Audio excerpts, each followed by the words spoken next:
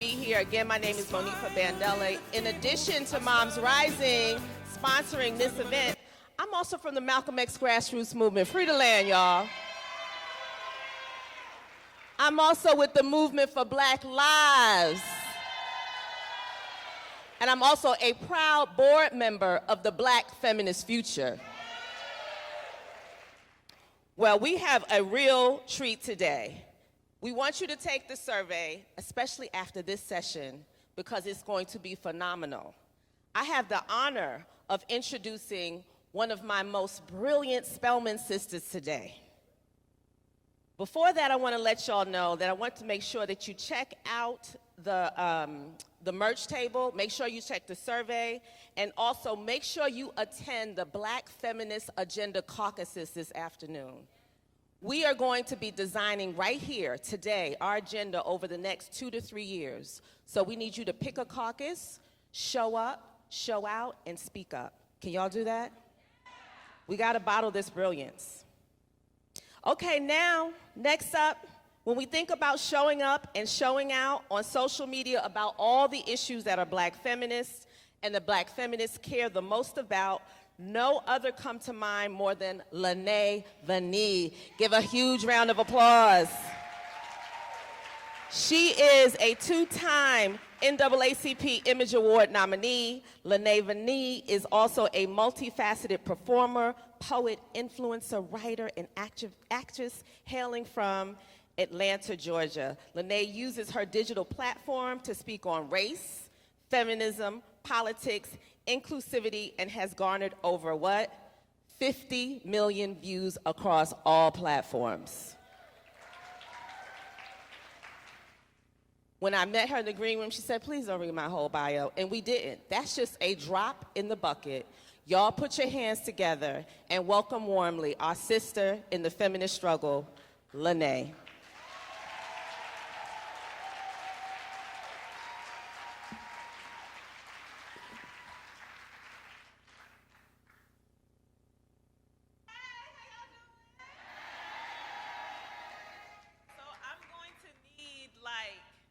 Church service level participation.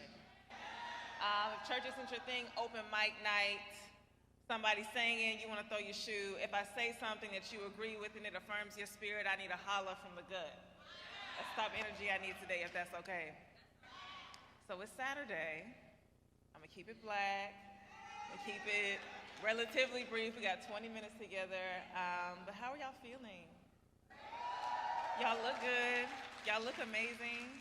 I love Black women, all kinds of Black women. It is so dope being a Black girl. So dope that I really don't understand how the rest of the world doesn't get it, right? Whew.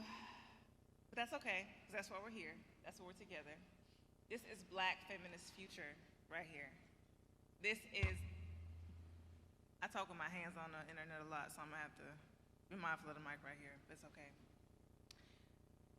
This right here is a gathering of Black women in support of other Black women, wholly, unequivocally, unapologetically, unconditionally, ferociously, from now up until infinity. That's what that word means to me. It's a very full circle moment for me though, because if you can believe it, there was a time where I was openly non-feminist. Yikes, don't tell nobody. So I'm a poet and a spoken word artist, if you will, and I remember on campus, I did this piece at an open mic. It was a horrible piece that opened with the line, I am not a feminist. And I repeated it a couple times for the dramatics of it all. I don't know why I wanted to write those words down and say them out loud, but I did. And when I think back on it, it's really because it was a time in my life where I was making a lot of excuses for the men in my life and the people who wronged me that I still loved because I could see their humanity past my pain. And as a survivor of childhood sexual abuse, a survivor of sexual assault in my adulthood, I spent near 20 years of my life believing that my well-being was not as worthy as a man's potential to be good. That's nasty work. They did a number on us. And beyond all the unhealed trauma wrapped up in that one statement, I think on the surface level, I was on the verge of being a pick-me. Goodness gracious, Lord help it. Feminism was annoying to most people that I admired. So before that was a name for it, before we as a people realized how problematic a pick-me could be for the rest of us, I was getting dangerously close. And hear me out, I was at Spelman, Morehouse was across the street, and I was at a place where the best of all the best of Black girls came to be educated, and there was competition amongst us really to be seen. And feminism wasn't it. It had negative connotations. You weren't going to be seen that way. So I guess I can say I empathize with the motivations behind a pick-me, but Jesus fixed it and he did. And while at Spelman, I was a psych major. I hadn't had too many African American classes yet that I could actually appreciate. We had one required course called ADW and the World. However, we were required to take it as freshmen. It was at 8 o'clock in the morning after we had been partying all night. So as you can imagine, I didn't absorb everything I needed to absorb yet. And that's okay, but I was in a space where I truly believe feminism to be solely a white woman's concern. I had learned of the women's suffrage movement and how pissed those white women were when Black men got the right to vote, how evasive and shifty them hoes got every time Black women asked them to care about Black issues. And so in efforts to abandon any association with white women, I wrote off feminism as something that could not possibly encapsulate the needs and desires of Black women. So I just thought it wasn't for me altogether. But somehow, I did believe a movement centered on Blackness would honor me in ways a white woman's movement could not. And what the hell was I thinking? I guess I was right, but I just didn't know how much of me would still be hanging at the fringes. But how many of y'all know today that I am delivered? I don't think like that no more. I like women's. Amen.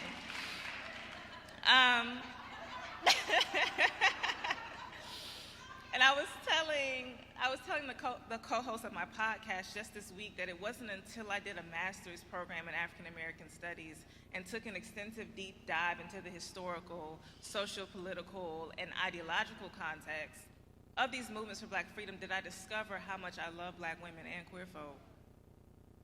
Growing up in the Bible Belt in a strict military household with an albeit small-minded set of family values, I was not socialized to assign any particular value to women individually or to respect queer individuals, period. As I'm sure you can imagine, I've always been in love with Black history, and it was so interesting to me that a history that on its face seemed to hold those very same purviews is actually what cracked the code for me. What did it for me was discovering that the underbelly of the facts and figures that were drilled into me every Friday of grade school for 12 years primarily consisted of women and queer organizers. That the movement did not just consist of the NAACP, but also numbers runners. The movement did not just consist of sit-ins, but also sex work. That behind every Black man, there were legions of women and queer folk, and that respectability was supposed to be a tactic and not a strategy. When I taught Black history or ethnic studies in high schools, I always got seniors who didn't want to be there, who signed up for the class because they thought they knew everything there was to know about Black history and wanted to leave the class when they had to find out I was going to make them do actual work.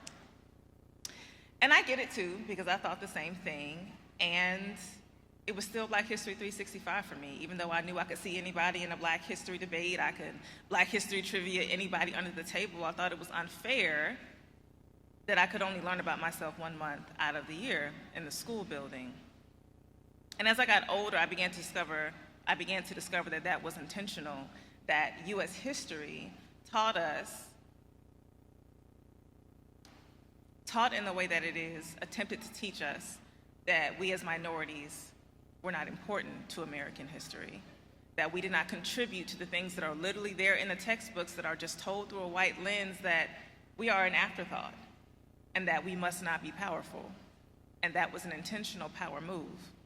White people understood that if Black people knew about themselves or felt valued, then we would be empowered. I just didn't know how far that logic extended. Because what I soon came to discover is that as long as you keep Black history facts limited to the men, to the civil rights movements of it all, and the politics and the Black women, the Black queer folk will never understand their worth, value, and power, and neither will their community. So I'm grateful to have learned from Hortense Spillers, who helped me deconstruct the American grammar book. I am thankful to Audre Lorde, who taught me so many things, but above all, that none of us are free until all of us are free, and so much so that when I became a U.S. history teacher, I kept a copy of Sister Outsider on my desk, so that when a young Black girl asked me about the book, asked me why I was reading it, and asked me why I was a feminist, I could respond and say, why wouldn't I be? Ooh, I'm not gonna preach in here today. Because by then I understood that in a world designed to callously discard Black women and femmes in the name of self-preservation, where Black women and femmes are required to be elastic and malleable, but regarded as cold and hard and not allowed to be soft, when Black women and femmes have to be instigators, but are always referenced as the afterthought, a movement centered on Black women's rehabilitation, visibility, and liberation was absolutely necessary. And regardless of how many Black men I've loved, the patriarchy was never gonna set me free. I wrote a poem about my transition into Black feminism. Y'all wanna hear it? I got it for you. All right. Trying to work this teleprompter, so I'm just gonna scroll past it because I know this part. Alrighty, so this is really a story that I think encapsulates how history, like I said, cracked the code for me. And before I share it with you all, I think it's important to know that my parents didn't instill any type of pro-Blackness. It wasn't like they didn't want to, it just wasn't necessarily a priority. It wasn't something that they themselves knew too much about, and so I got a lot of this on my own. And from what was available, those stories were largely about men, and that's what informed my experience very early on. So, I think that I knew what it meant to be Black before I could sound out words and spell.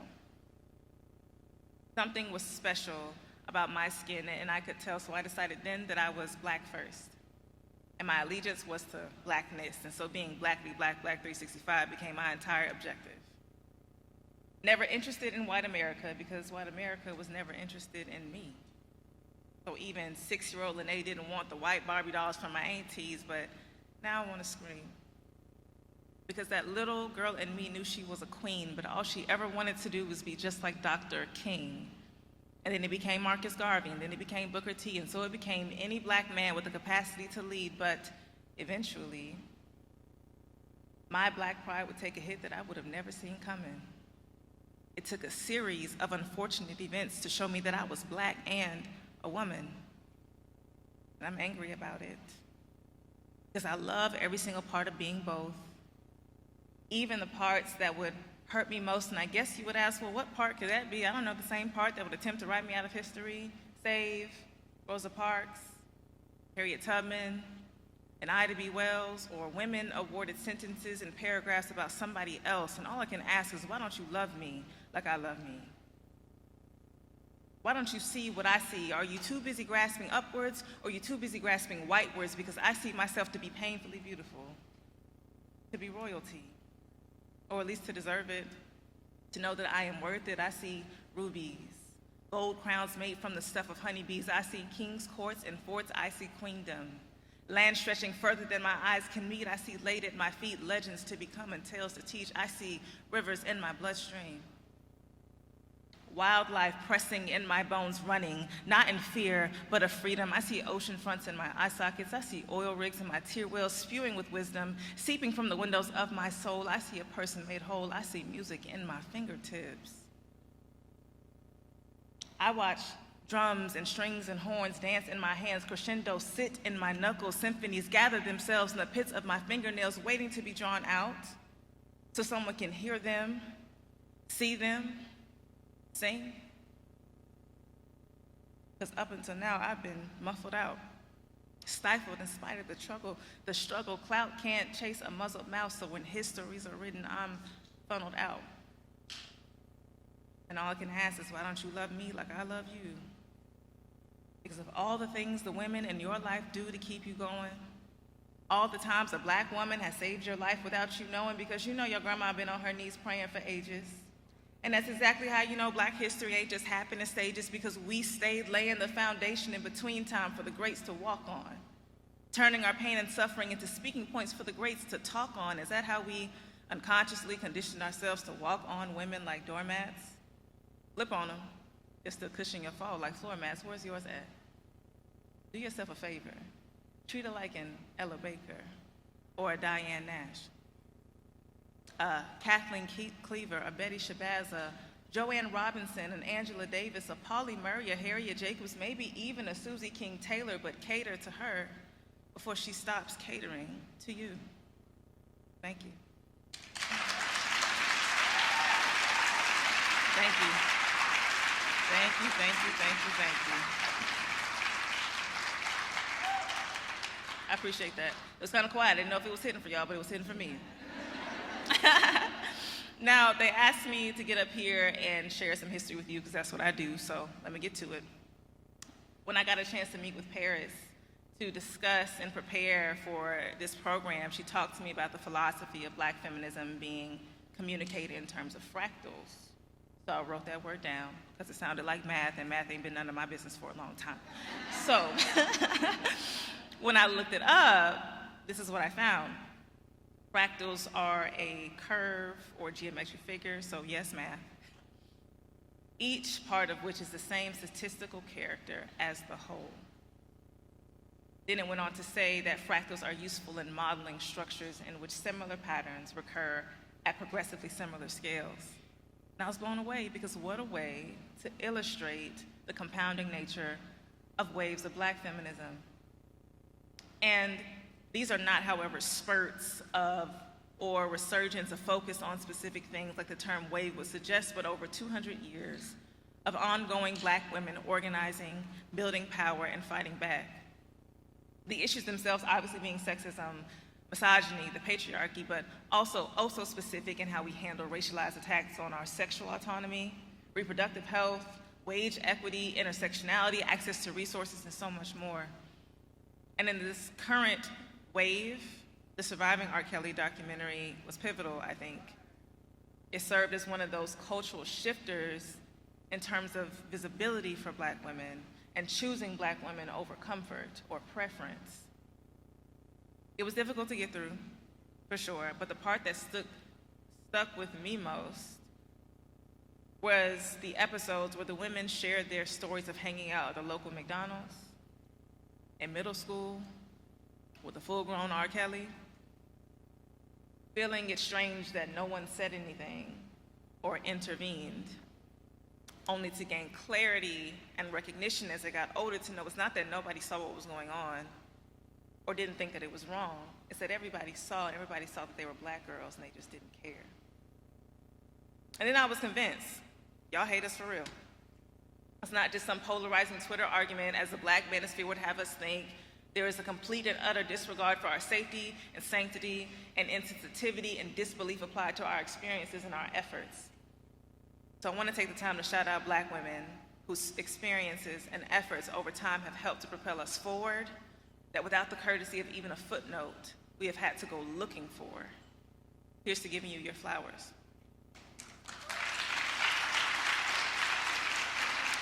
To those of you who hate Black girls, here's to Mary McLeod Bethune, who started her vision for a place for Black girls with $1.50 and 6 students.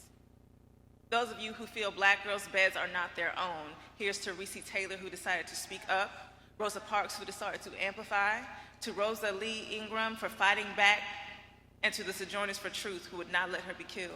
And the same goes for Joanne Little.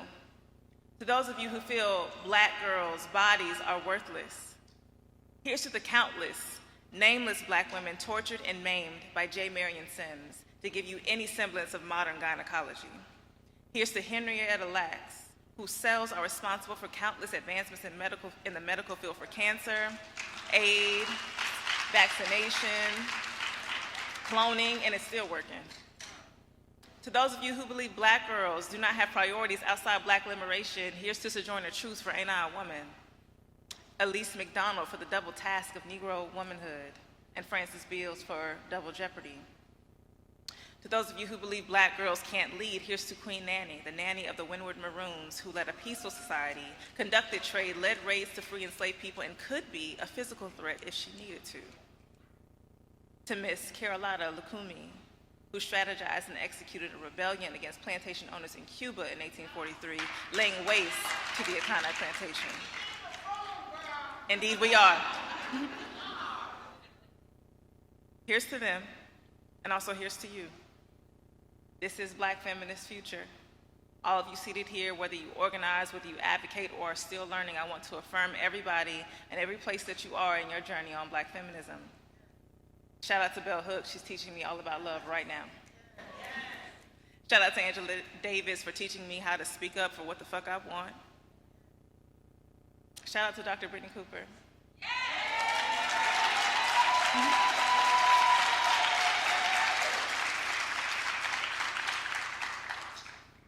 And Dr. Susanna Morris and Dr. Robin Borgorn. All members of the Crunk Feminist Collective actively modeling sisterhood, mentorship, and guidance, all of which I hope each of you leave this conference feeling even more of.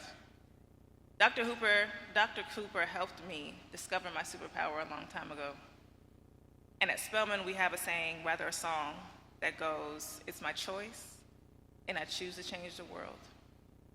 It's my voice, and I'll speak with pride and courage. I'll be the change I want to see, and I'll scream and loud and say, it's my choice, and I choose to change the world. So if I can leave you with anything today, it would be that I want you to be reminded that in the face of literal villainy, you have a superpower. In the face of legislation that seeks to control you, you too have a choice. And like your body, can't nobody tell you what to do with it. And can't nobody tell you it's not enough. Thank you.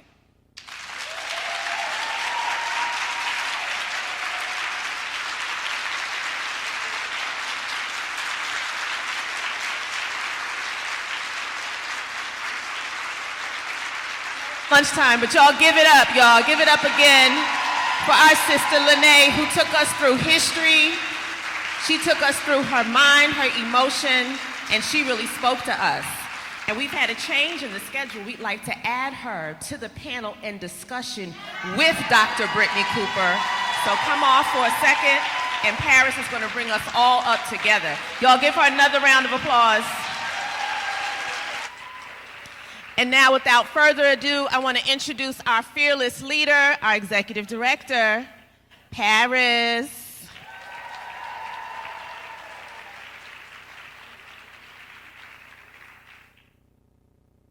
All right, y'all. Yes. Let's give it up for Lynae Venee, y'all.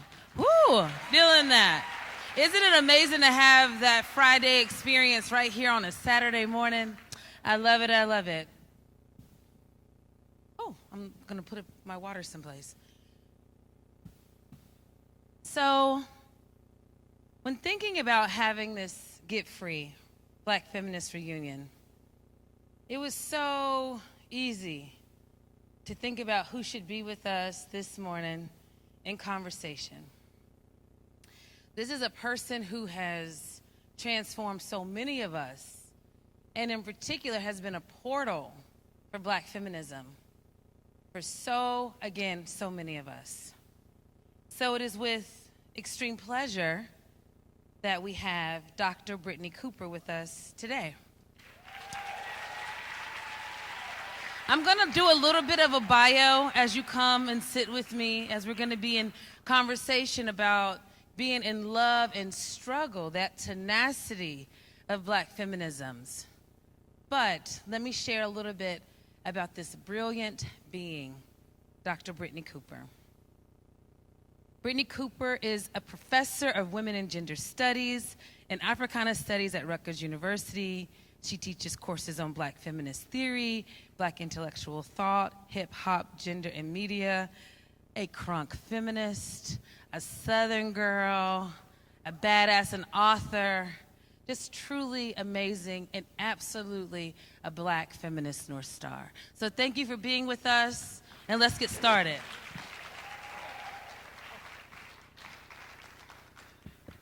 So Brittney, how you doing? I'm hanging in there. How are you? Yeah, I'm glad. Yeah, it's some intense times right now, huh? That's right. A lot's going on. Yeah. Your mic on? Is it okay? Yes, I think so. Okay. So I want to ask you, just to kind of jump in, I mentioned, you are, for many of us, a Black feminist North Star, but I'm really curious for you, who is your Black feminist North Star? Yeah. So let me just say, it's my pleasure to be here, Paris, and I mentioned to you when we ran into each other yesterday that I remember sitting in a session you ran at the 2015 Black Lives Matter convening in Cleveland called Black Feminist Future. Mm-hmm. And look at what you've built. Yeah, thank you.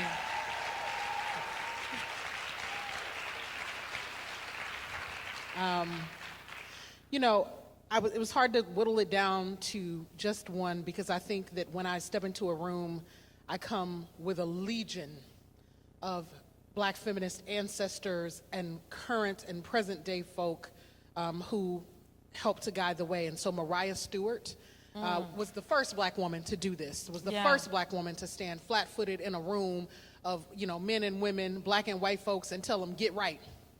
Get right or get left. She was very Christian, and she talked super crunk to people about what was their fate was going to be if they didn't treat Black people right. But she specifically talked about the drudgery and the hard labor that Black girls were subjected to, and said this is no way for us to get free.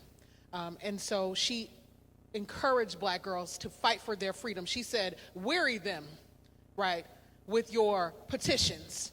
She said, because, you gonna die if you don't, but you might win if you do. That's right. So Mariah Stewart, Anna Julia Cooper, whose name deserves to be called in every space that we're ever in. Absolutely. And then certainly my mama and my grandmama. I think like so many of us, the people who operationalize for us building something out of nothing. Yes. Every single day. And having some sense of the fundamental dignity and worth of what it meant to be a person and to have dreams and to have possibility. The folks who model that for me are my mama, Debbie Hicks, my recent ancestor. Ashe. And my grandmother, Lavinia Cooper. And so I bring them with me. And let me say, too, that in every room I'm in, I bring all of y'all with me, right? I really don't like it when we think that we're the only one ever doing a thing. That's right. And so I try to be reminded. That's why from the earliest moments of my career, the first thing me and Susanna Morris got together and did when we were professors at Alabama, and we were like, why the hell are we in Alabama? I'm Southern, no shade to Bama. Yeah. But we were like, what we gonna do here with our radical single Black girl selves? And we said, you know what, we don't know what we're gonna do, but we do know what to do. We're gonna start a crew. And so I bring my crew with me, both those that I know and those that I imagine to be with me, and in that way, I never feel alone in this work. Love that. Yeah. So who has read Eloquent Rage? Yes. So in Eloquent Rage, you give a succinct definition of feminism, right? You say, and we actually use this when we do trainings with folks around feminism. We really want to give people different ways to understand it. You define feminism as it gives us a common language for thinking about how sexism, racism, and classism work together to fuck shit up for everybody. So I really want to have you talk to us, Black women, girls, and gender expansive folks who are in the room, about Black feminisms and how do you define it? Yeah. More recently, I think the thing that I love about Black feminism is I define it as a world-making project, right? A world-imagining, world-building project that is rooted in the idea that the way that colonizers built the world is not the only way that there is to exist. Yes. We do not have to cede this ground to them. We do not have to cede our imagination to them. Black feminism invites us to the table. It says some very basic things like, look, we're going to build a world where everybody can eat, everybody can learn, everybody is fundamentally loved and valued and seen for whatever contributions they seek to make. I think that while that might sound utopic, the thing about it is I know Black women and girls and gender expansive folks who live those kinds of utopias every day. When you're making sure the kids on your blocks eat, when you like, baby, why you out here in the street by yourself, who your people, and you ushering them home, or you're giving them a safe place to be, or you are being a listening ear, or you are saying, yes, you can do it. Don't listen to anybody that says you can't do it. So all I have ever seen in my life is Black women modeling possibility in spaces that are designed to tell us that there is no possibility. And that is the purest understanding that I have about what Black feminism is. It says it does not matter that this empire is crumbling. It does not matter that these people are determined to burn it to the ground. It does not matter that they're trying to kill as many of us as they can, because what Black feminism says is they will not kill us all. They cannot do it. And whoever is here, we will continue to build. And so it is the politics that says, look, I make something out of nothing. I'm thinking of Juvenile. I make nothing out of something. But Hey, come on, Louisiana. I mean, yes, correct. But we make something out of nothing every single day. And then Black feminism says, and so, given our capacity to make something out of nothing, imagine what would happen if we actually had something, right? Hey, okay. And so then we're about the work of capacity building and resource building so that we don't have to keep on building from nothing. Because we should not accept that just because we can build from nothing, that is the set of conditions that we deserve, right? And so in the end, I just think Black feminism says we get to be at the center of our own freedom story, our own liberation story. We don't have to apologize for it. We don't have to explain. We don't have to defend. All we have to do is show up and be about the business of making the worlds we want to build. And you know why I think that? Because I watch white people. I watch them. And all they do is just show up and make worlds the way they think it should be. They tell a version of reality that they want to be true, and then they expect all of us to conform and get in line with it. So in the spirit of Mariah Stewart, I say, well, you know, shit, if they can just assert that the world is one way and then live according to that, why can't we? That's right. That's right. Yes. I love that you have outlined, and I do understand Black feminisms as a world-making project. Yeah. I really do. When we talk about it, when we're in conversations, because oftentimes people will say, well, you know, it's like clunky, I don't really know, like what is it all about? It's too academic. I think, well, you know, oftentimes our actions show us a lot more, you know, so find yourself in how you're showing up in community. But also, we're talking about a transformation, not only of the self, right? Yeah. Because oftentimes that's where we just get around our identity. Yeah. But we're talking about we need transformation of the community and then society, right? So that is, I really love what you have offered us. Yeah. So in that vein, I think one of the connections many of us can relate to is coming out in our Black feminisms, right? So whenever someone said, I mean, you're just a feminist, and they say it in a way to insult you, right? We're in a culture that says, you know, feminism is the F word, or it's a white woman thing, and it's only you hate men. And I'm like, if it was only that simple, actually, we're Black feminists because we love all the people in our communities. Hate would be so much easier, wouldn't it? Yes, it would. So I'm curious, especially like for Black people, you know, who say like we need to focus on the real issues. You know, like we need to talk about, you know, what's real in the community, which is oftentimes a centering of Black women and boys, and that Black men and boys, and an invisibilization of Black women, girls, queer and trans people. I want to know how you navigate that feedback around Black feminisms. Yeah, so many times I've had cishet Black men just say, this is a distraction, right, from our racial justice struggle. And also that, you know, this is some shit that the Europeans, the white folks gave us, but this is not how Black people innately relate. And my response to them is always, unless all of us are free, none of us are free, period. Black freedom is indivisible, not individual. And that is the thing that we need to understand. And that's the thing that Black feminism says. And so so if I'm talking to brothers when they're not getting on my nerve, Father God. Part of the thing is sometimes, elder Black women, I've had this encounter multiple times where elder Black women will come up to me and they will be like, well, you have me reconsider this feminism thing because I just thought in the 70s, it was just these white girls and they were terrible and I just couldn't relate. And I said, but you know how Black women run shit in the community, and then the first thing that happens is some raggedy dude shows up and gets on the mic and claims credit for the institutions we build and maintain, right? Or we get a Black president and his racial justice program is, I'm gonna help the boys. The boys need help. And I'm like, so are Black girls not in them same schools with the boys? Are Black girls not living on the same block? Are they not living in the same homes? Are they not going through similar struggles? Whatever do you mean, right? And so when I begin to say this to Black women, the levels of emotional labor, right? The levels that Black gender expansive folks do in our communities to hold the community down, and nobody acknowledges it. They're like, well, you're right. And I'm like, that's literally all we're saying, is that is not freedom. And part of the challenge, and then I say to brothers on the days when I'm talking to them, which is not often, then I say to them, and patriarchy kills y'all too. Y'all have the lowest life expectancy of anybody in this piece and part of that is because you are structurally put upon, but also you don't have any language to talk about your feelings. Audre Lorde said, I raised my son, I wanted my son to know that I do not exist to do his feeling for him, right?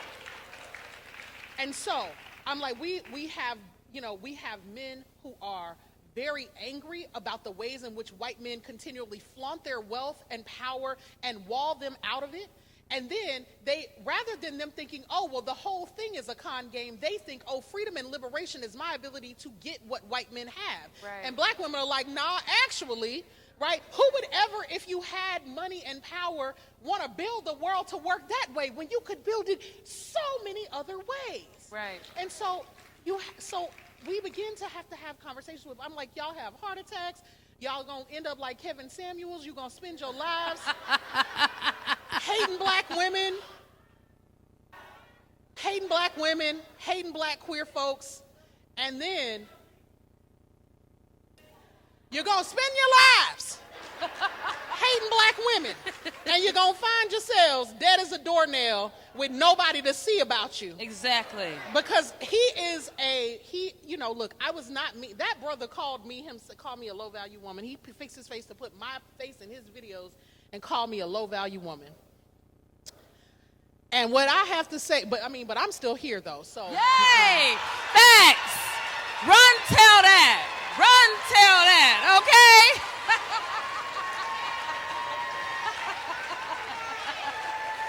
Woo!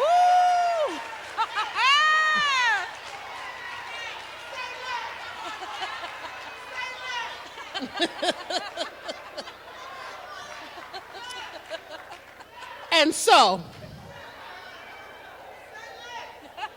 Black feminism is going to have the last word, okay? Right. Movements taught me. I believe that we will win. Aren't we winning, right? And so that death-dealing structure, that is what it gets you. That is what it nets you. And so I think we have to appeal to people at the level of their interest. I think that we have to have dialogues with brothers. And look, and that's an intimate truth for me. It's not just politicking. It's not just sloganeering. I tell people my biological father got killed because he was protecting a sister that he was dating and her children from another Black man with a gun. Right? Now, my biological father was very abusive to my mother, right? And so he was both a monster, right? And then, just for the purpose of alliteration, a martyr to that same cause, right? To the patriarchy. And so for me, I'm like, no. I know very intimately the ways in which patriarchy kills men, because the same patriarchy that did not permit my father would not show up to be a different kind of man. In the one moment where he does try to be an ally to Black women, he gets killed by the patriarchy in action. And that should be a reason that brothers are willing to walk away from that death-dealing project, because there is no win for them in it either. Not if they want to be in community with the people that they love, the women, gender-expansive folks, and children that they love, then they have to divest too, or else the gun is pointed right at them. Literally. Absolutely. You preach, and we've had 2 sermons in a day, right? My goodness, this is a revival. Okay? Ooh. I think what you're talking about is so much resonance. And I think for, again, this is for us. This is like for us, by us, is that we're here in this space and it feels so good to be with each other, right? But at the same time, we go home. And we go home, and it's, how do we have this conversation? How do I talk to? I mean, I think this is something I think about, and it's not the most, flushed out idea, but I think sometimes we can live like, we live in our Black community. We don't necessarily, sometimes, I grew up, literally, there was no white person who lived in my community, nice. right? And I went to school, there were white people, but I really was living like in this, Black world. So I was like, oh yeah, my life is really Black. We shopped at Black, it was a Black situation, but our lives are multi-gendered. Do you know what I'm saying?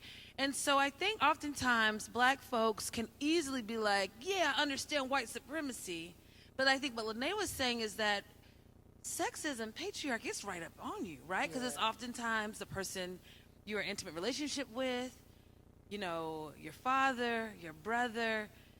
It's like right there, and it's really hard to confront it. So how have you, as an educator, as this incredible, brilliant mind, as a Black every day, like Black girl, right?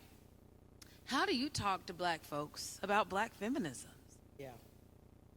Well, a couple of things. So the first thing is I don't let people put me on the defensive, right? Folks show up and they like, well, why are you a Black feminist? And we immediately start explaining, right?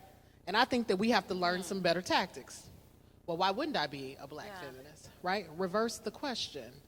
But also calm yourself when people start challenging you, because that you never win arguments from a defensive position.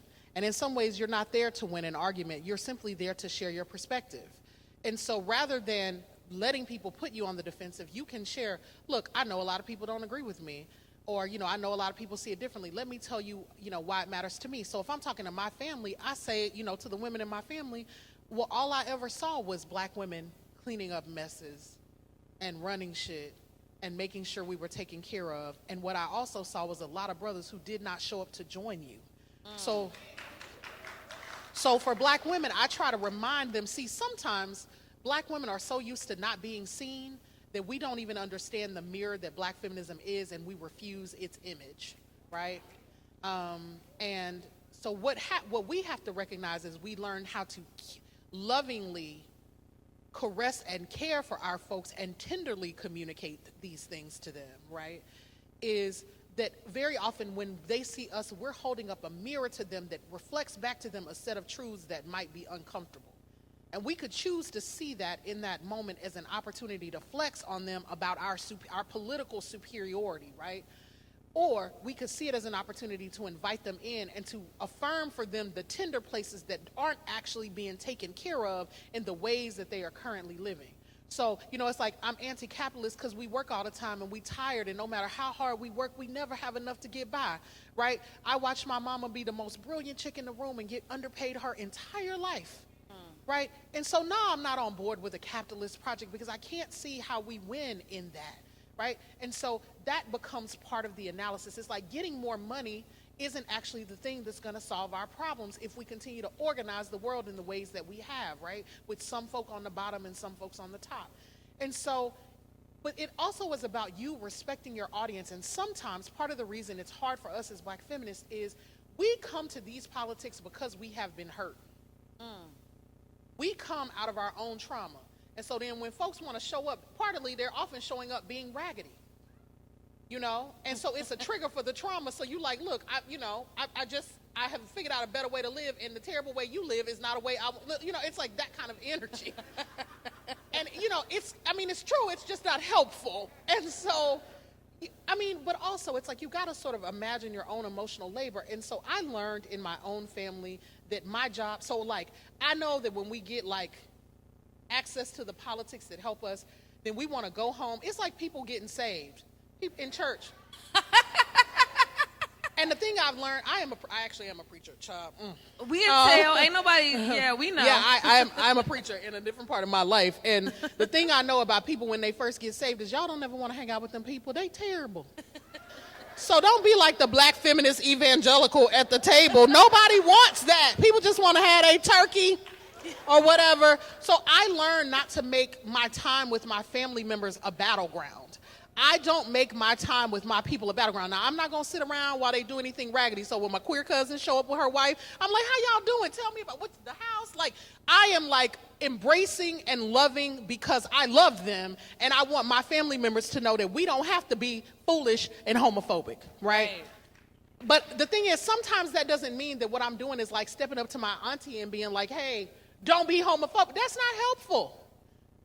It's not that it's wrong or that it lacks righteousness. It's just that what do I want to be? Do I want to be right or do I want to be heard? Right? Do I want to be right or do I want to be loving? Do I want to be right or do I want to be able to model a different possibility for how folks can engage?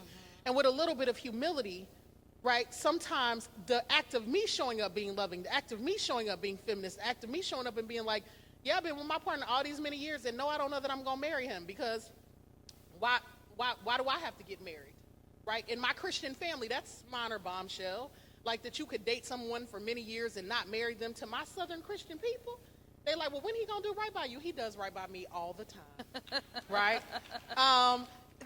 But those little disruptions, they matter. And so I don't go to war with the people that I love who have held me down, who have prayed for me, who have put $20 in my hand when I was going off to school, who have called to make sure that I'm good, right? Who I know will murder people for me if necessary. And I get lots of people who threaten my life all the time. And what I can't have is the anti-violence feminists showing up in that moment, right? I need the folks showing up packing. And so those are my goon family members who don't have great politics, but they will take a motherfucker out. And that is, we all need it. And so here's the thing, but you can't alienate them people and then want them when the revolution comes. Somebody has to have the gun. Yeah. So we're gonna have to learn how to hold complicated parts. And I want to be clear that I am saying this as a person with straight privilege. So I know that the kind of patience that I'm enacting is not always useful for my queer and trans sibs. And I wanna honor that. And I also want to suggest that what I am trying to do is say that that I want to be able to be in community with my family and also not be party to the ways in which they might be violent. And so what I try to do is model the way that I want to live and the way that I think the world could be. And I promise you, part of what has shown up in my own life, I don't know that it works in every context. When I became a feminist, I did not go home and tell my feminist mama, who had been a feminist my whole life and never called herself a feminist, that I was a feminist. I just told her that I had a job in gender studies and that I wrote a dissertation on black feminism, and she was like, what is that? And she was like, all right then, well, I don't know what that means. And then one day, many years after we founded the Crunk Feminist Collective, we sitting at the table talking, and she says, you know, I think I might be a crunk feminist. And I was like, of course, mama. Like, where you think I got it from?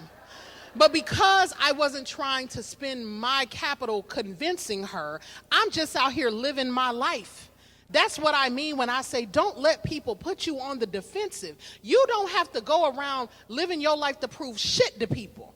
All you have to do is live your life. All we have to do is build the Black Feminist Future. I promise it will be so attractive that people will be beating down the doors.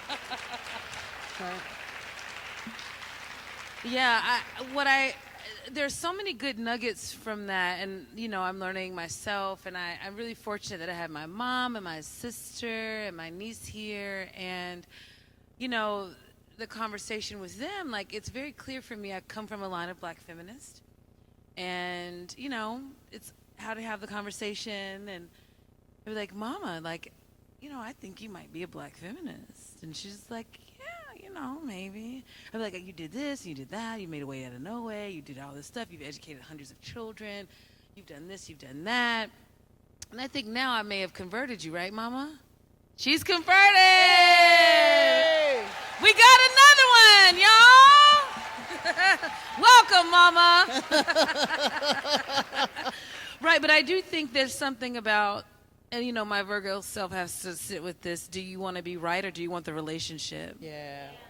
Right? Yeah. And I think oftentimes the tools that we learn around being in a relationship is oftentimes a hyper focus on the intimate, so who you are, like romantic partnership. But those same principles, right, around do you want to be right or do you want relationship? But you do not have to tolerate disrespect. That's right. I want to be very clear Very around clear. that, right? Very There's clear. some things that are just, we're not going to debate. Like we've been said, it's very clear. There's nobody that's going to just sit in my face and tell me they're a feminist and they are not for and support our trans and non-binary That's right. siblings. That's right. It's just not even something we're going to even It's tolerate. Like, non-negotiable. it's not even a... Yeah. And Yes. we're not that. It seems like you need to go back and do some settling with yourself or something before we can re-engage in this conversation. Yeah. But I do think there is something really powerful about we have to be, our relationships are a major currency, Yeah. right? And we are here because of our relationships. Like literally, y'all are here because of how much your work has been, you know, transformational in people's lives.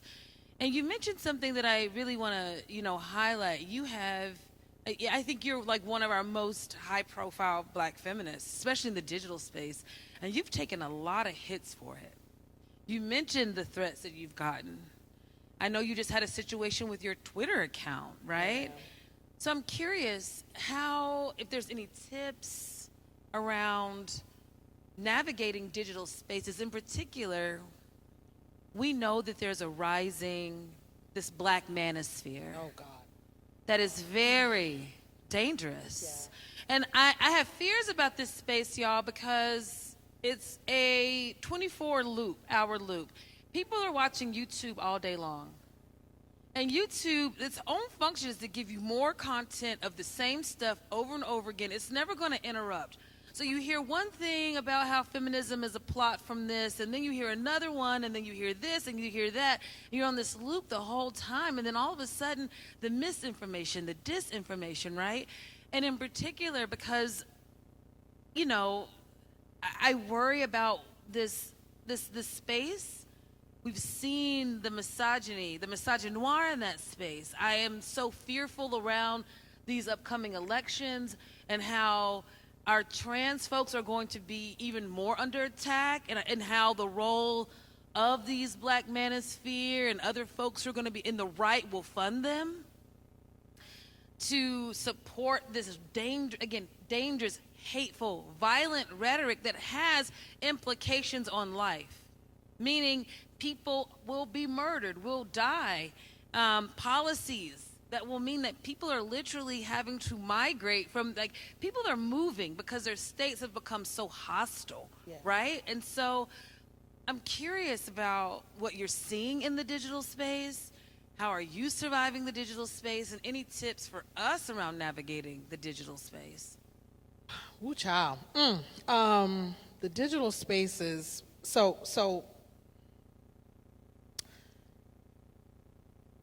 part of the challenge that we have in our communities is that for so long, official knowledge projects that come from white folks have been used to abuse us. And so much of what it means for us to come into a radical politics is us learning a different history, learning a different trajectory, learning about different figures like our good sis Lynae helped to show us this morning, right? Learning about different movements, all of the stuff that you didn't learn in official histories, right? And this is why your church, when you were a kid, or your mosque had to have like a Black History Month program so that you would learn an alternative history. And so if we are as people, folks who understand that there's this official knowledge project that has been committed to leaving us out, one of the things that trauma that has happened to us makes us vulnerable to is being suspicious immediately of official knowledge projects. And so, because of that, then we are also susceptible in our communities to a disinformation crisis. We saw it with COVID. Now, it stems from a different place.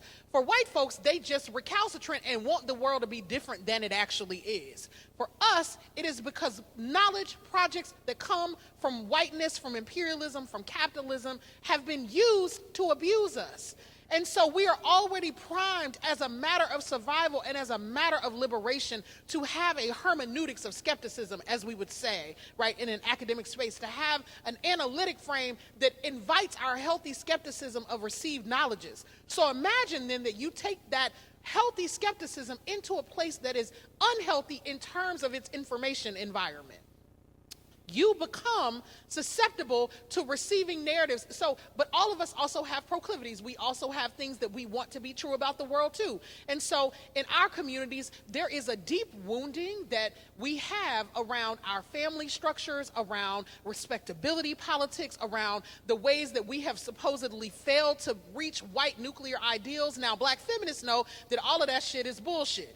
But that doesn't mean that everyone in our community, we still refer to families that aren't two-parent homes as broken homes. We still talk about how we come from broken homes. And here's the thing. My home got fixed when my daddy left it. Okay. Hey.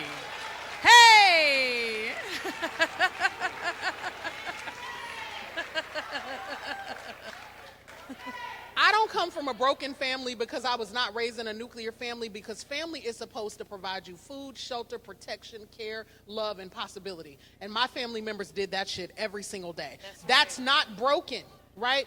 But when our folks come from a context of wounding, then that means that many of us understand liberation projects to be the reinstantiation of patriarchy and all of this kind of stuff. So you have generations of young men who are deeply angry, like I said, about their inability to achieve what white men have. Then they have access to the internet, and my God, it's been a democratizing force. And also, why does everybody need access? Like, it's just...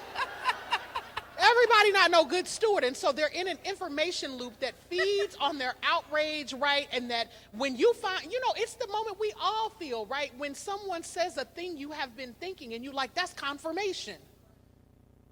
And also confirmation bias. And so we've got to get better tools to be able to talk to our people about the ways in which we are not immune just because we're Black and woke and clear about the machinations of whiteness. We are also susceptible to the disinformation crisis. And so one of the things that happened is that I happened to suggest that Black men were being radicalized online. I tweeted that some months ago, that Black men were being radicalized online in these spaces that are like Kevin Samuels and his little misogynist minions and shit, right?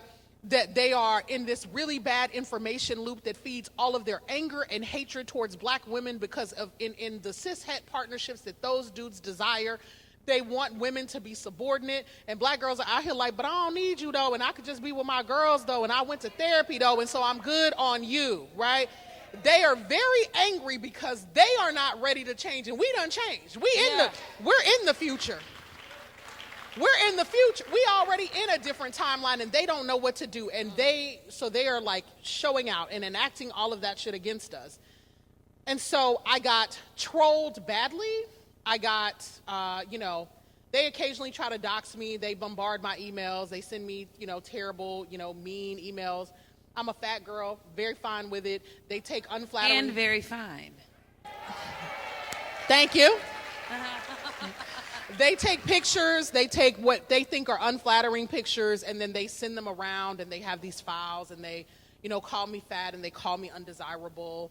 And look, I'm not saying that shit doesn't hurt my feelings, because I do this work for Black people. And so to see social media spaces with thousands of comments, hundreds of thousands of views of Black people saying terrible shit, one of the things that is really hard in those moments is it's not unlike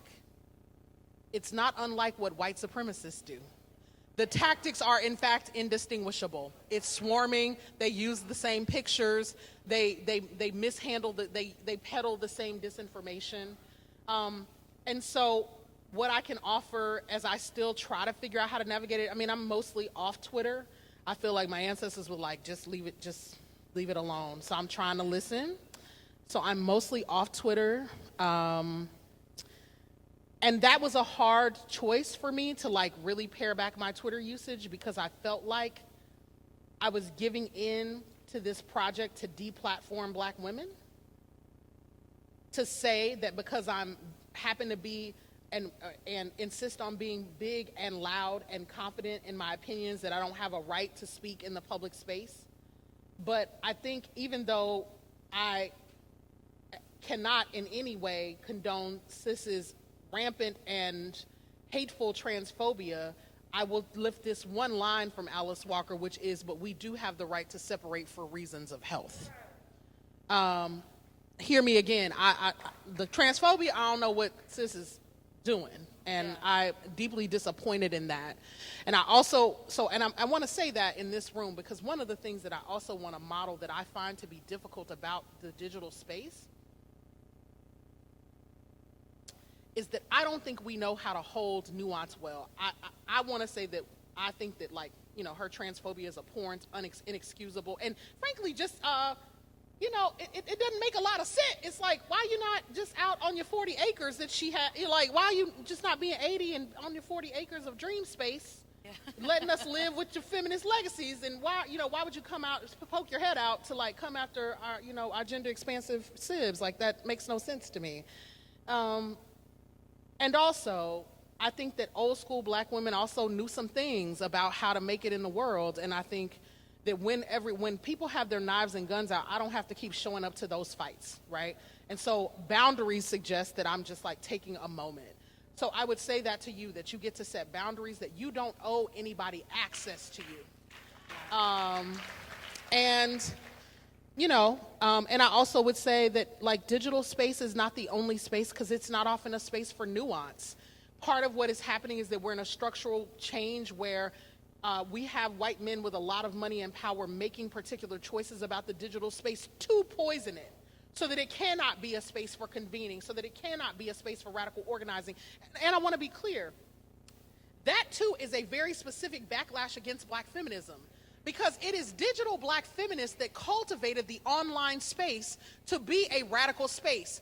There were many digital projects that showed up in the mid-2000s before the Crunk Feminist Collective was even on the scene, right? Moya Bailey's Quirky Black Girls is one example. Yes. Right?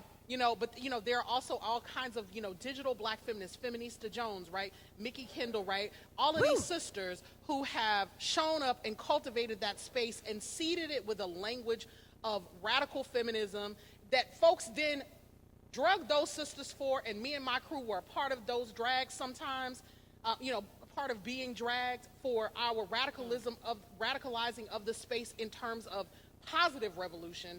And then these white folks looked at what we did and realized the radical organizing potential that feminists cultivated, then Arab Spring cultivated, then M4BL cultivated, and then they said, you know what, we're going to privatize this shit. We're going to give it back to Elon Musk. We're going to put it in the hands of a singular white man, and we'll have no public accountability, right? We're going to make this space inhospitable because we treated the digital space like a world-making project. Yeah. We experimented with it in real time, and folks could not handle that. And so we have to learn how to appreciate the things we are doing, set boundaries where we can. And I think that part of the work of the Black Feminist Future, Paris, is for us to figure out where the next sort of pasture is for us to graze, because I think that sometimes we have to recognize that the fights we want to have to stay in some of these spaces are Pyrrhic victories. They are not worth it. And I felt like the soul assaults that I experienced over the last year while I was also caretaking for my mother, look, it was a little too much to bear. It was a little too much to bear to have white people being like, we want you to die, and then, because you're fat, so you're gonna have a heart attack or get diabetes, and then black men and the pick-me black women who love them being like, sis need to lose some weight, sis need to push away from the table, or that diabetes is gonna catch her. It's not different. They're literally saying the same thing in service of radically different projects and doing it at a very broad scale. And I don't know what we do about that. And I think I'll take a moment of transparency and say that shit hurts my feelings. Of course. It does.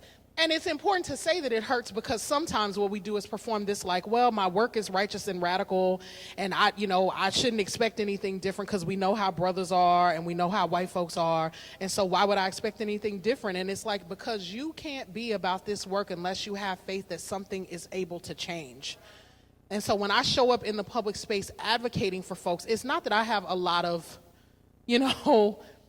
belief that folks will actually do better, but it is that because I hold the seed of possibility that they can, I also want to hold that it's sacred to be disappointed, because that means that I have chosen to remain hopeful. And that's the only way to do this work. Oh, wow. This is so rich. And I know that we need to wrap up and ask Lynae Venee to come and join us for this Q&A. And I see folks having questions coming to, people are walking around asking for cards, for questions. Yeah, we do I love love you, y'all. Brittney. I think that's the thing that comes to mind is, you have your crew, and that comes to my mind is I hope that you felt the love that so many of us were sending to you during that time. I did. And unknowing what to do, how to defend, how to support. And I think you're absolutely right. Because of your visibility, because of the important work, the world building that you're doing, the ideas that you've given us, because of your incredible, beautiful self, you've taken so many hits for us. And I don't think, I want to say I'm so sorry that you've taken those hits. And I'm sure there's an armor, right? And just also, and new paragraph, thank you for all you've done for us. It's not easy. So as we, this last question, it's a little bit, I'm kind of curious. So one of our taglines is we talk about building Black feminist power. And, it's so interesting because when I talk about, we need power, people are like, I don't know, power is kind of like, maybe not. Maybe we want to have something else. We don't want power. Maybe, because people think power over. They think kind of like a power in a way that we understand it now. But when I say power, I really mean about the ability to set agendas, right? I mean, people talk a lot about the power of the Black voter, but I want to be the power of the Black agenda setter. Do you know what I'm saying?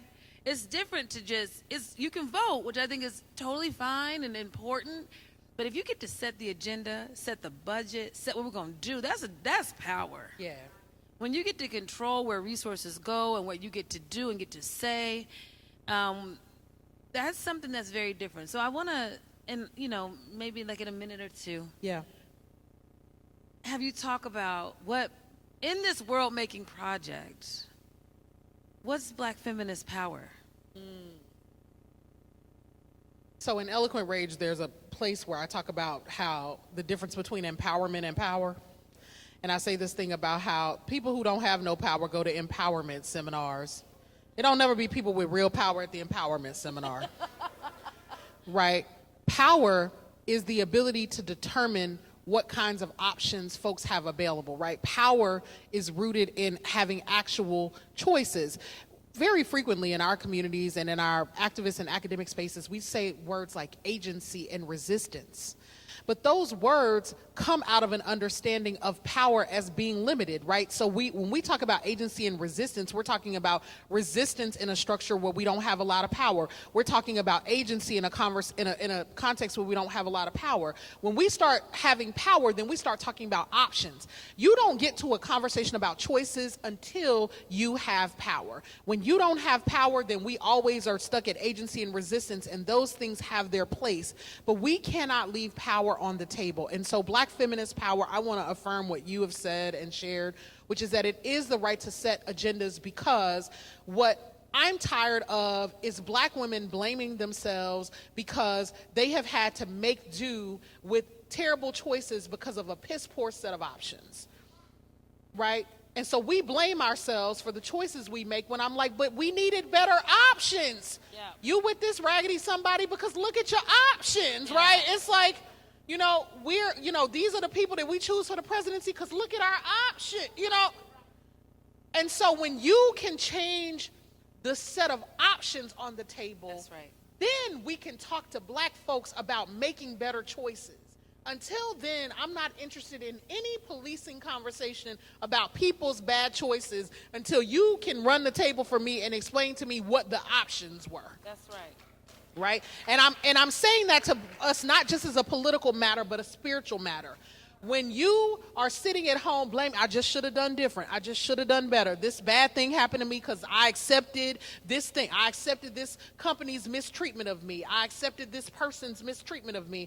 And I want you to look around in your life and be like, what options did I have? And look, like, what options did you have? Because that's the place where we help our people. The thing we need to be saying to our people to get them on board with our agenda is, aren't you tired of having a piss poor set of options and having to make do with a piss poor set of options? When you get on board with folks who are organizing and compiling resources and reimagining, the thing that happens is that all of a sudden, it's many schools you could choose from. It's many partners you could choose from. It's many foods you could choose from. It's many neighborhoods you could choose from. It's many jobs you could choose from. It's many dreams you could trace. It's many paths you could take. There's many ways you could imagine your life. Many forms of rest you could have. You hear it. Yes. Yes. Because we keep using the word abundance without rigor. Because we keep on talking about let's have an abundance mindset. An abundance mindset not backed up by a Black feminist power agenda ain't shit, right? We keep on telling Black women to imagine abundance when sometimes there is not abundance. Sometimes you are in food deserts, right? Sometimes you are in unsafe spaces. Sometimes in the pandemic, you had to go back home to an abusive-ass household. And then what do we look like being like, there's an abundant set of possibilities. You got to build the power structure to make that abundance accessible to people. And I'm tired of us having... what I love about being in spaces like this, Paris, and this is why they matter, because in the academy, which I love, and which I don't love the institution, but I love being a nerd for life, for sure. And I have committed my life to that work. And at the same time, I know that we can't sit in rooms and imagine all of this theory and tell people and give people structures and new language and then not show up to the places where what organizations are going to make it happen? Right? What organizations are going to actually help you to enact and operationalize the abundance that we insist is there? And so let me have a church moment and say this in closing. I was sitting in my table and I was thinking about, and I have been writing a little bit about what Black feminist faith is. And I come out of a church context, so we learn faith is the substance of things hoped for and the evidence of things not seen. And I was thinking about that in the context of a Black feminist future and this idea that we are trying to get to it. And it occurred to me that I am sitting in the future in this room. And I'm sitting in the future in this room because what Black folks have taught me, what church folks have taught me, and what movement organizers have made real for me is that we are the substance of the thing that we hope for. Right here, right now, we are the evidence of the things that we cannot yet see in the world. Faith is the difference between what we know is possible and what we can actually see. And when we see Black women standing in the gap between what is possible and what exists, that is faith. So we are faith, we are future, we are enacting it right now. We are we're the substance. We're the substance. We're the evidence. We're the evidence. The rest of the world can't see it. They cannot see us coming. That's why every time we show up and fuck up their political plans, they be like, where did they come from? Where did they? They cannot. We are the evidence, y'all. When folks are like, how can you prove that it's possible? Because, you know why? For the same thing that I said about Kevin Samuels, because we are here. We are still here. We are the evidence. We are the substance. We are the all in all. We are the whole thing. And you got to know that every single day. We are our own abundance in this room. We are manifesting it. We are generating it. We are doing all of that. And so we are the substance of the thing that we hope for. And that is why I know the Black feminist future is going to come. That is why I know it is meant to be, because I am sitting here looking at it right now.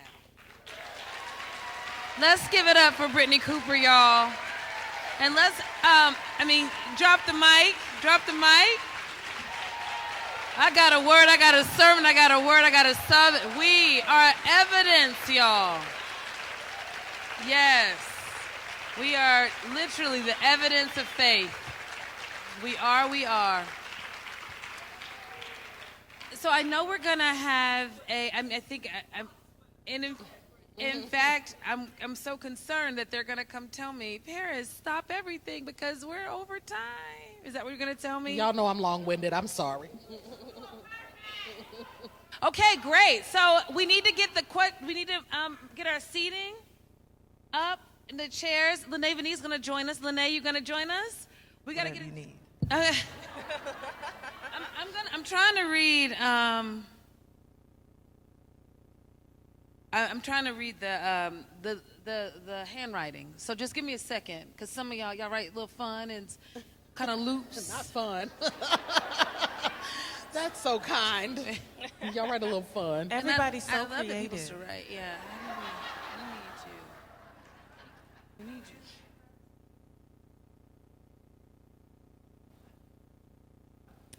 So I think some of these questions that and I'm trying to, how do you? Oh. I feel like it's very, speaking of, I feel like I got one of the, and I'm not saying this to this is not like a way, but I feel like I got one of these gotcha questions that we get a lot. Okay. So people ask me a lot of time, like, what's that one question that you get a lot about being a Black feminist? Brittney Cooper, what do you think it is? I always get, why are you a Black feminist and not a woman? That's it. So let's just go ahead and air it out. And we can be in conversation about it. And because that seems to me when people ask it, I'm not saying anyone was doing that in mind, but I think what has happened, I have my feelings and opinions about it, and I think we talked about it. We intentionally use the term Black feminist. It's very intentional. There is no hate around the term womanism. And I also understand that a lot of us were like, because of what white feminists did, we're like, I'm a womanist, have a really strong identification around that. And so I think, again, I don't have personal beef. I'm always very intentional that I use Black feminists. I'd love for y'all to share, and Brittney, if you want to kick us off, your understanding and how you land on Black feminists. And then, we can give some more, we can vibe off that. Yeah. So let me begin by saying, when the revolution comes, I don't care which one you use.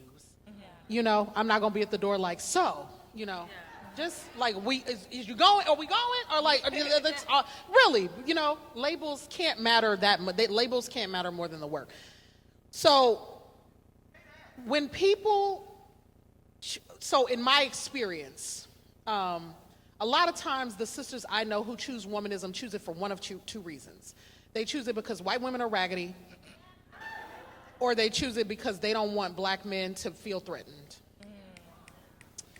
And my question back to them is always, at which do white women and Black men make their political choices based on what will make you comfortable? At what point do Black women get to be in the center of their own politics, right? Also, folks, so there's that. The second thing is the historical piece, which is that the earliest reference I know to Black women thinkers referring to Black women as feminist is 1925. You cited Elise McDougall. She, in that essay in The New Negro, she said that the Black feminist women did more race-based activism. That was 1925. So we 100 years into using the label of Black feminists to refer to ourselves and to categorize our work. That is not new, and it is not a distraction. But in the end, I like Black feminism because I am in a long legacy of Black women organizers who have adopted that term, who have adopted its politics, who have given it its meat. I am never going to concede to white women that they invented feminism, because they did not. They were watching like they always do. The reason that we knew that the Me Too movement and all of the pussy hats and shit were going to take off was because, I was saying in 2014 and 2015 that we were going to have another gender explosion from the white girls, and I knew it because movement for Black lives had happened. And if you look across history, every single time there's a movement centered in racial justice, the white girls start paying attention and go, wait a minute, we might be slightly oppressed too. So In the 19th century, it was abolition. They looked at these enslaved black women and they realized that their husbands also treated them like property too. And they were like, wait a minute, maybe we need to fight for our rights while we over here trying to be liberal white girl abolitionists. In the 1960s in civil rights, these white girls came down for Freedom Summer in 1964 and got radicalized, and they were like, you know what, we tired of being housewives. We tired, this oppression from these white men, right? They always look at a racial justice movement and then use that to think about what their condition is. So we're the ones who are looking at the limitations of the American Democratic Project and saying that a different world is possible. And then they are always secondary to that, and they are consistently so. And we can now see that pattern across 200 years of social justice organizing. And so invented what for whom? Right? They didn't invent it. And they also watched indigenous women have more rights than them. In the 19th century, it was indigenous women, Spanish women at the border, and black women. And that's where white women got their radical politics that they then came to call feminist movement. So we got to tell a better history, because what did I just say? I said we were vulnerable to disinformation too. So look, if womanism is the thing that speaks to your soul, names your experience, and is how you understand your freedom project, I respect it. I will organize with you. I will be in the streets for you because I don't care. But I call myself a black feminist because I am not here to make white women comfortable. I'm not ceding them any ground, and I'm certainly not here to make brothers comfortable. Because it's about time that some of these people start fixing their faces to figure out how to make us comfortable. And since they're never gonna do it, then I'm gonna do what the fuck I want.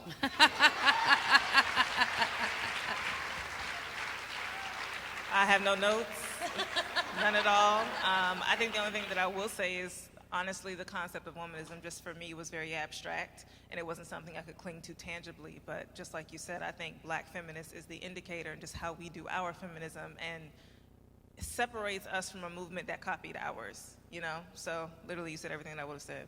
I mean, black power, but like what? Yeah, and also, look, in this moment too, I also do take I do take instruction from our trans folks who are like, womanism feels a bit transphobic. And now that Alice Walker is out here being transphobic, I mean, they might have a point. So, it's not worth it to me. Look, and it's not to say that there's not, transphobic black feminisms too, but I feel like we can put them in check a bit better. So, and I know that might make some people uncomfortable, but I'm like, look, if you're gonna be a standard bearer for your girl Walker, then what y'all gonna do? Because she talking crazy, and we can't have that. So. Yeah, that's right. I appreciate it. I think similarly when people ask, that's my legacy work, right? I think I come out of, centuries and centuries of black feminists, of an organizing history. And I say, Alice Walker made it as an intervention, but I do see it as like a cultural intervention. Yeah. And I'm glad that you mentioned this. I think, right here, we are setting a standard around what we want our black feminisms to look like, because we know there are other spaces where they're very homophobic and transphobic, where class is really huge and a big indicator, where it's in what they are calling black again, we would say that's not black feminist space, right? And so we are intentional, right? So it's not about, somebody was like, it's okay to gatekeep some things, right? Mm-hmm. So it's like, listen, we are really nurturing this space because we know that there's a lot of mis and disinformation. So Lynae, I have a question for you. Brittney shared a lot about the black manosphere and experience, and your content is incredibly political. Mm-hmm. And I can't even imagine what that has been like for you as you've been navigating it. So how have you been navigating this digital space? Because I, like so many of us, literally was like, oh my God, who is this person turning out this content? And for many ways, you don't have, I'm like, you really are going there when so many people could really go another route, right? And so how are you navigating this space? I think one of the biggest things is self-care and not always reading my comments. That matters a lot. And also seeing that the more you try to argue with people on the internet, the more they're going to do their best to put you in defense mode, and then the conversation is not used. I had this conversation recently And a lot, actually, because all of my comment sections were just like horrible last week when I did my video on DeSantis talking about how he don't believe in the shit that he be talking about. That really hit a nerve for a lot of people. And so that was happening on Instagram. On Twitter, I made a tweet referencing how recent slavery was, and I guess my wording threw some people off. And Black Twitter was coming at me for all kinds of crazy reasons. And what I saw across the board was this anti-intellectualism. More of what you said, once again, a bunch of people being misinformed and susceptible to disinformation and just really wanting to argue about it because social media has created a space where people can just go and be loud without receipts. And so because I know where I come from is a place that is well-researched and well-meaning, that is what I use to keep me going. And also really the goal of creating a community or healing our community in such a way that we love one another regardless. I remember I started off my videos just wanting to share information that I learned in my master's program, and really with women and queer folk at the helm of that. And both those videos went viral. I got lots of support in my video that talked about, you know, I can't protect Black men at all costs. When all costs includes me, the women loved that. They were going hard for it. The very next week, when I opened a video with Malcolm X is bisexual, everybody hated me. I got so many things, so many hate comments in my DMs. I got voice notes, I got threats to be sued and things like that. I'm sharing information with you guys. And sharing information in a way, and yes, I know that is provocative, but if we don't change the way that we think about our communities, we will never be unified. And the divisiveness of sexism and homophobia in our communities is a product of white supremacy.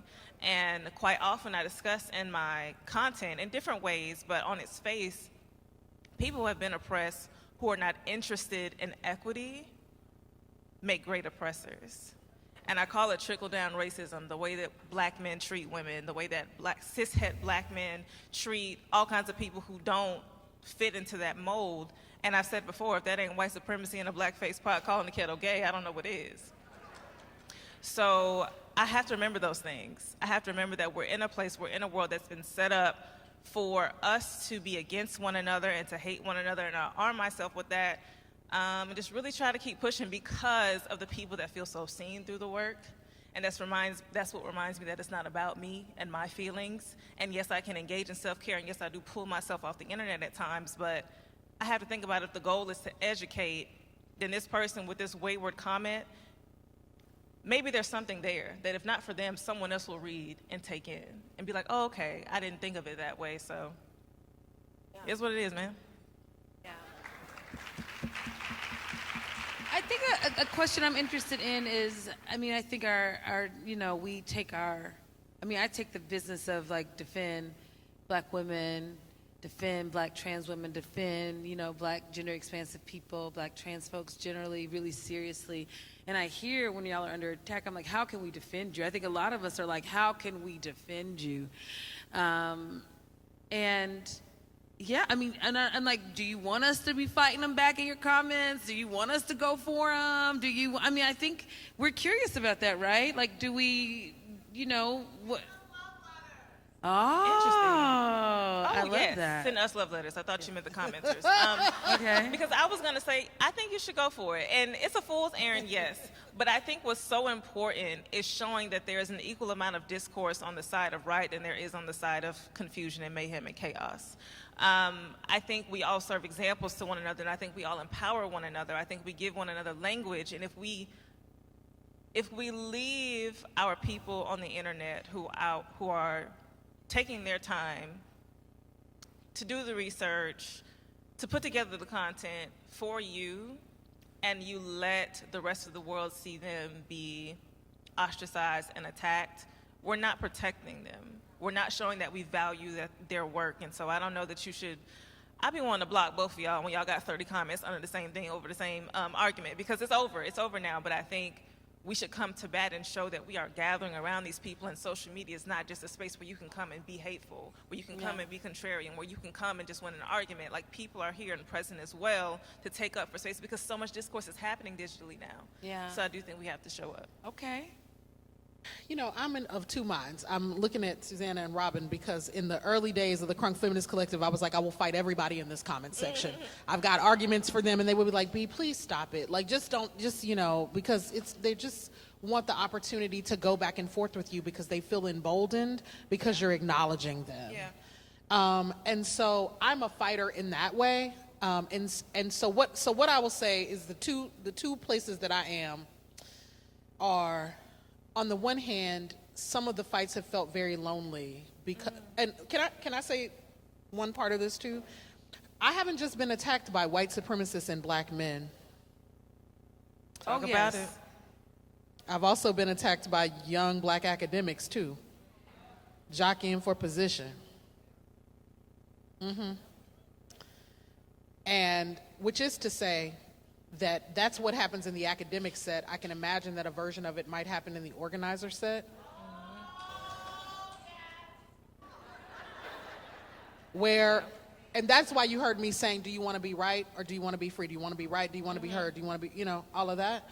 Because I'm like, sometimes folks feel like the righteousness of their critique emboldens meanness, right? And so it has felt lonely sometimes when I'm being attacked from within the deepest communities that I work in, that folks don't even just put out a tweet or a post to say Brittney Cooper's good people, or I know her, she does good work, or it was valuable for me. That has been hard. The challenge of it is that I'm sometimes like, I get why people aren't doing it. They don't want to be enrolled, be in this cesspool either. People don't have energy for all of this stuff, and it's super mean and terrible. And so I try to hold all of those truths. And at the same time, the thing I will say to y'all, so when I was your age, I definitely was like, I'm gonna fight everybody all the time because my arguments are better and I'm gonna win. And now I'm like, woo, I'm tired. And so I think that we've got to have infusions of fresh energy, and I think we've got to have multiple approaches, and I think some of us can step back and some of us can step forward. But I also want to say that it's not enough for us to just think about the meanness that happens online as a thing that happens out there with people that are not our people. Because sometimes our people also engage in the meanness and the pettiness online, and we can't, and we can't say that we're about revolution and we don't even know how to treat each other just right here, up close, right here in this moment. It's true. It's true. And so one of the questions you had asked me was like, what is the thing I struggle with a little bit? And some of it is that meanness, that jockeying for position, or what does it really mean for us to be in Black feminist community when we don't always agree? Yeah. We don't always agree. Sometimes there are beefs, sometimes there are differences of approach. And I do think that we have to continue to commit ourselves to figuring out loving ways to be in community with each other despite difference. And I think we have to draw some lines in the sand about how we're going to ethically engage folks we disagree with or folks that we don't fuck with or whatever.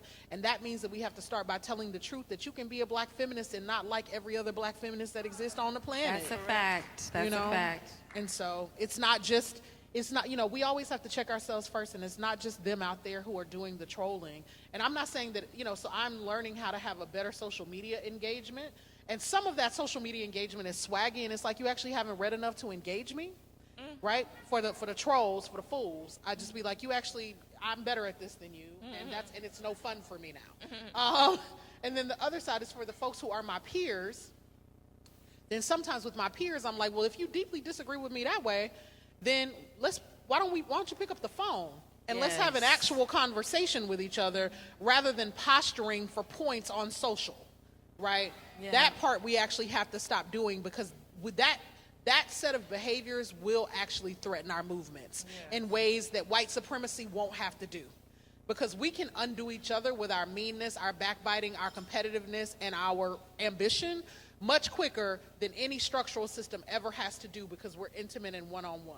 And so we should figure out some ways to think about what it means for us to really be in community, and maybe what it means to train some folks to really be the kind of people in our community who are the elders, who are the adjudicators, who are the people the mediators, and like that should become a role in our community.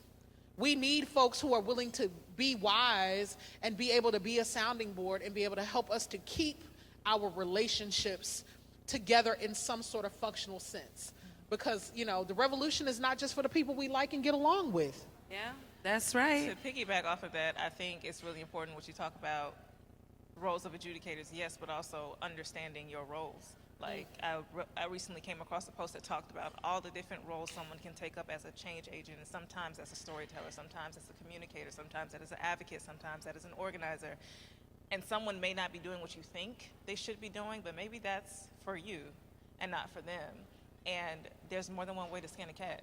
You know, I think instead of focusing on trying to get points and debating what you think is the most revolutionary way to do a thing, do it yourself. If you believe you want to get on the phone and make a call, sure, that's if you believe something I'm doing is actually hurting our movement and you want to be in solidarity in that way, but we don't have to agree with one another's methods. And there are so many communities, there are so many issues that are going to take nuanced and unique approaches, and we can all do that together at the same time. And unfortunately, that backbiting and crab in a barrel, whatever, has also been modeled to us by whiteness and white power structures, and we don't have to do it that way. And something that you were saying earlier, and I remember this from reading Eloquent Rage, which is why I think it spoke so much to me, is in my master's program, I was introduced to an essay called Intimacy, I think, by a white woman named Lauren Berlant. But she talks about intimacy as the tool for which we build worlds. And if Black Feminist Future or Black Feminism, period, is a form of intimacy, then I think we are deserving of one another's respect and compassion and care to build worlds better and with a stronger foundation. Well, y'all, let's give it up. We are out of time. Thank you so much to you, Lynae, to you, Brittney. It has been so fantastic to be in conversation. This work is about being in love and struggle. There is tenacity to this Black feminist thing that we're doing. There is lunch outside, and Brittney shared something that was so important. It was the reason why we're actually doing our Black Feminist Agenda caucusing today. We are about setting agendas. We are about building power. We're serious about it. So go to the caucus and really get into it about the issues that are most important. I hope you enjoyed this afternoon session, and we'll see you around. Take care. Thank you to our incredible speakers, Lynae Venee, Brittney Cooper, and Paris Hatcher. If you're RSVP'd for Thrive, it's downstairs in the Raven Room in Apropos. Enjoy your lunch and time in caucus, and we will see you back this afternoon for The Pulse, how Black feminisms is shaping politics, society, and the culture.